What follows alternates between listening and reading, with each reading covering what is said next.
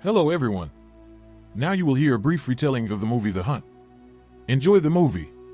Athena is observed texting while seated at her workplace. While exchanging memes via text, she and her buddies get to discussing the manor and the hunt. A stewardess asks a man who is leaning over whether he wants anything to eat. She mentions that they have caviar, but he shows little interest and continues with a laundry list of items that are only prepared in a kitchen. Upon hearing it from the hostess, he quips sarcastically and requests champagne. As she returns to pour it after going to get it, a stranger unexpectedly walks inside, frightening her and the others. As the champagne guy announces that one of them is awake, an older man leaps to his feet, attempting to reassure the stumbling man that he is a doctor. To everyone's amazement, he has him lie down on the towels and stabs him.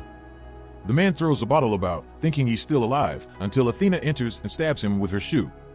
It is mentioned by the others that it hasn't even begun yet. However, she claims that there is no emotion in combat as she cleans her shoe.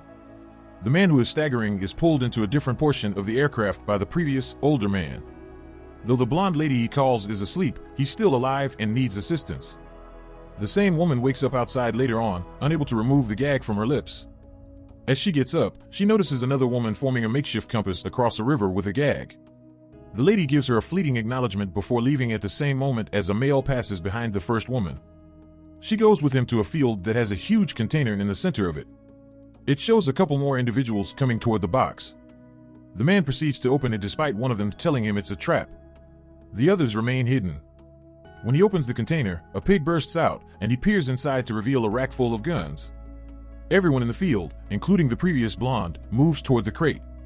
After discovering the gag's keys, she rescues one of the victims. Nobody is aware of what is going on. They all flee as soon as someone begins shooting at them. The blonde is shot after appearing to have avoided a bullet. One of the field personnel fires in the direction of the last gunfire location, but is also killed in the process. The others have not come out yet. One of the guys rushes to aid a woman who has ran out and fallen into a ditch, only to discover that she has been impaled but is still alive. He picks her up, and as they take off, he unexpectedly treads on a landmine. They blow up. One more man escapes the shooting unharmed. He approaches a fence. He almost shoots the guy who comes closer, but it's the guy who opened the package. Another two sprint in their direction. All of them, aside from the container man, jump the barrier. After taking a spear wound, he chooses to confront his assailants, only to be slain a short while later. The other three manage to get away and reach a petrol station. The couple that owns the place believes that the individuals are plundering it. The man in the blue shirt tells them he only wants to know where he is and doesn't want their money. They inform him that the state he is in is Arkansas. When he begs for the phone to contact the police, they tell him they'll find out who called and arrive shortly. After eating a cookie, the woman chokes on it as if it were poisoned. The pair suddenly dons gas masks and launches a smoke grenade at them. The guy kills Blue Shirt before he can shoot them. They use the grenade to suffocate the second person before killing him as well. The gas station is vented by the woman. They later clean it up and get rid of the corpses. The woman is upset when she notices that the blue garment has a wedding band on it. Her spouse assures her that it is unimportant since he is undoubtedly a nasty man. Most likely even employs the N-word. When they hear a call on the radio, the couple fights about the nuances of racism. After telling the woman on the other end who they had killed, she alerts them of the approach of another hunted person. She approaches the petrol station, finds it prepped, and enters to find everyone smiling and welcoming. After receiving her emergency funds and requesting a package of smokes, Crystal queries her current condition of affairs. As the lady gives her change, she responds, but Crystal senses a problem and strikes them. She murders the husband and then the wife after grabbing the shotgun from behind the counter. After checking the petrol station and discovering the dead, Crystal goes to get some ammunition and elastic bands. She exits the station, leaving her jacket behind. She moves to investigate the truck that is in front of them. She first notices that the plates are phony since Croatian ones are visible beneath. Next, she discovers a tripwire that links the device with the door. After snatching the radio when she hears the others talking, she hides in the bushes.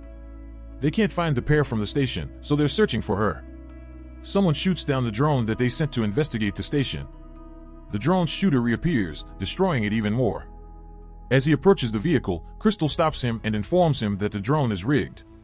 She informs him that he effectively informed them that they were at the petrol station by shooting the drone, and he proceeds to go in the direction of the train tracks she had previously noticed. The guy comes after her. He shares with her his idea as to why they are there. They are being pursued. He seems to have read an article about a gang of liberal elites who abduct individuals and hide them in a mansion in order to pursue their targets. Crystal finds his theory hard to accept. She tells the man to sprint so they can catch up to the train when she hears it coming. When they board the train, they discover some immigrants hidden inside. The man claims that they are crisis actors and are not genuine. They don't speak English either. Once more, Crystal isn't persuaded by his theories. The military police abruptly stop the train and search the compartments. The immigrants give up, along with Crystal and the guy. The man chooses to inform an officer that they are both Americans and that the refugees are actually crisis actors as the cops are frisking them. When one of the immigrants talks to the man in flawless English with an American accent, the cops, who don't know English, move aside. The man loses it when he claims they don't believe him. He is told to calm down by the immigrant, who points him that he is the sole actor. While everyone else hides, the guy attacks him and places a grenade in his trousers. The man loses it. After that, Crystal is being driven to a camp for refugees on a truck. She is brought before an officer there, who requests her paperwork. When they don't respond when she asks where she is, she starts speculating and eventually gets it right: Croatia. She requests that they give the U.S. Embassy a call. Nevertheless, they bring in Dawn, another victim of the search, in her place. Dawn continues to share the same theories with her as the other guy as they head to the camp kitchen to eat. Abruptly, an American embassy representative arrives to collect them. They are later spotted accompanying him on a ride in the forest. The official is startled that Dawn has told him everything about their situation and promises to get in touch with the State Department and the military to track down the guys who are hunting them. When Crystal notices that the man is acting strangely, she tosses him out of the car and knocks him out. Then she kills him by stepping back over him. In his jacket, she finds a pistol.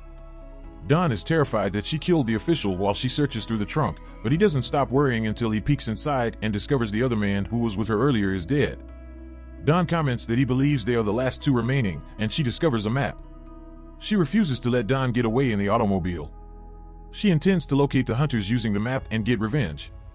As she is telling him a graphic tale her mother used to tell her, the pig reappears out of nowhere. The gang of individuals who are hunting them at the bunker are discussing what is and isn't politically correct. They have a consultant who is a soldier among them. When he begs them to stop talking, they only laugh at him. Over the radio, Athena's voice tells them to stop talking. When one of them goes outside to relieve himself, Dawn uses the pig to divert his attention, and Crystal murders him. The party returns to the bunker and hears something outside. They hardly obey the soldier's orders when he gives them. They shoot the pig to death when Dawn drops it inside because they're all afraid. When Crystal unexpectedly kills one of the guys and starts shooting at the others, the lady is furious because they murdered the pig. She stabs the soldier till he is rendered unconscious. He pulls out the ammunition as she struggles with another man for a rifle. She fires him after discovering another round in the chamber. She then moves to the remaining sharpshooter and takes his life as well. Just when she believes she has them all figured out, the soldier tackles her and they start fighting. Without killing him, Crystal takes a pipe out of the ceiling and hits the guy with it. The woman refers to her as a hick and is still alive. Dawn arrives just as Crystal is about to shoot her with a pistol. When he discovers a pistol, Crystal advises him to question the lady about why they were torturing them. Dawn intervenes, telling Crystal to spare her since she's a woman, after she provides a foolish response that makes Crystal want to murder her. When the lady responds negatively to Crystal's question about whether she should be given mercy only because she is a woman, Crystal shoots her. As Dawn panics, Athena's voice can be heard on the radio. She asks him if he has Crystal and then points a rifle at him. Athena continues asking him what's going on over the radio, and he responds that he's not one of them. Dawn begs her not to trust the woman on the radio, but she shoots him nonetheless, telling him to murder Crystal. Athena is informed by Crystal that Dawn has passed away, and Athena invites her to come get her. Before asking the soldier where Athena is, Crystal strikes up a polite chat with him while seated next to him. He informs her where she is hiding when she promises him she won't give up and applies pressure on his wound. She was prepared for the quest for months, he warns her as he provides the facts. He is also killed by Crystal. We are taken to Athena's workplace, where two employees are waiting for her in a flashback to a year ago. They discuss the text she received about the hunt. They inform her that some people think it's true, even though she claims it was only a joke. Athena chuckles. However, the man won't go away, urging her that she must resign from her post and characterizing it as a potential PR catastrophe. She requests a list of those who have come up with the conspiracy notion that she is chasing individuals. Another flashback takes place 8 months before the hunt, when the gang is selecting the participants. Even though they are having trouble deciding, Athena encourages them to go on. As the man presenting the slide speaks her thoughts on Athena, the slide suddenly displays an image of Crystal. She becomes enraged and declares her to be her greatest enemy. Crystal is now making her way toward a manor. Over the intercom, Athena warns her that she will activate the C4 under the gate if she doesn't leave her gun there. Crystal then turns to leave the rifle there and enters. As Crystal carefully makes her way into the home and notices the photos of herself and the others hanging on Athena's wall, Beethoven can be heard playing in the background. She finds Athena cooking in the kitchen, waiting for her. Dom was one of them, but she doesn't tell her that when she asks whether she murdered him. It appears that Athena is as ignorant of Crystal's identity as Crystal is of her own. They discuss why she planned the search, and Crystal mocks her for having the wrong motivations, fulfilling the conspiracy theory by organizing the hunt. Furthermore, she is using the incorrect Crystal. Another Crystal with the same last name as her was the one who shared the horrible conspiracy ideas about Athena online. When everything is clear, Crystal reaches for a knife and pursues Athena. They battle fiercely, matching each other's strength and endurance. Athena is able to prevent a costly bottle of champagne from breaking when Crystal throws all she can at her. She kicks her over the fireplace, but Athena chases her upstairs with a shotgun. Crystal shoves her down the steps and leaps down as they struggle for the rifle. Next, Athena grabs a knife and stabs Crystal. After a brief altercation outside, they enter the kitchen once more. There, Athena stabs Crystal with a vegetable cutter, but Crystal drags Athena in and stabs her with the other side of the cutter while she kicks Athena. Crystal lives, but Athena does not. She stands up, eats the toast, and uses a blowtorch to seal her wound. After getting dressed, she dons one of Athena's outfits and her shoes. She takes the pricey champagne before she goes. As she steps outdoors, the private plane of Athena is visible. She informs the pilot and stewardess when she gets on board the plane that she killed their employers and points a gun at them, threatening to take her home. The attendant brings her a snack and some champagne as she settles in.